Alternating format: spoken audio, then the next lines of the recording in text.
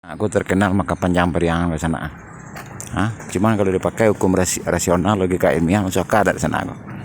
Dan namo makam ko dak do sepanjang ko Pai ke sini mau dipakai batu ya. Makam siapa sih ko? Ko sedang di periangan ke sana. Cek channel YouTube Andi Khalifah Minang Manusiawi. Akun Facebook Penghulu Merapak Alam. Akun Instagram Minang Manusiawi. Kau sana, kau dana kau untuk situs makam panjang tu. Isi aja nak jalan si makam tu. Buat kau cakap Garuda apa alasan kau? Oh tanyanya.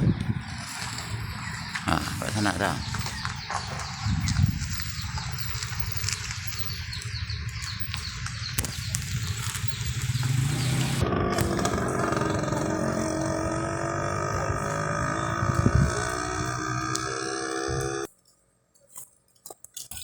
Kalau nanti orang kiang namanya gua dua sekali rabah dia ini cie. Oh, macet lai. Yo lah rabah cie. Oh, tinggal cie kok. Tinggal cie lai. Tu nanti teh tu rumah kadang siapa Dukorajo. Ayo. Kau dah tahu kayo. Dukorajo yo. Nah itulah tahu ya. Pendukorajo tu nama KTS ya. Nama KTS ya Pendukorajo tu. Pendukorajo. Yo.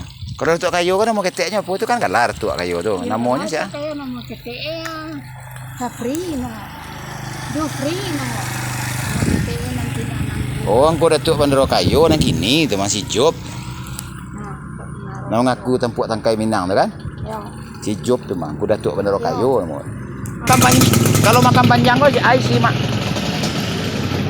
Orang kebuaran lah ni kebuaran. Orang nak berkuburan dalamnya. Siapa namanya? Siapa namanya?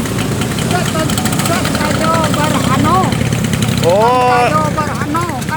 Tantejo Gurano. Tantejo Gurano, ndak Garhano. Ini ada orang lain sejarah. Oh, sepanjang itu tuh makam berarti nyo badannya sepanjang itu tuh. Itu yo tinggi. Astagfirullahalazim. Yo bana saja jadi ya duto di periangan kau tanah ya. Alah kau mah beda mam kalian di periangan kau nak masuk situ dah. Harus kalian bertanggung jawab kan kau mah. Kebohongan di periangan kau. Ya, kebohongan di periangan kau harus nak bertanggung jawabkan ya. Banyak yang tidak bisa dipertanggungjawabkan itu sejarah di periangan kau.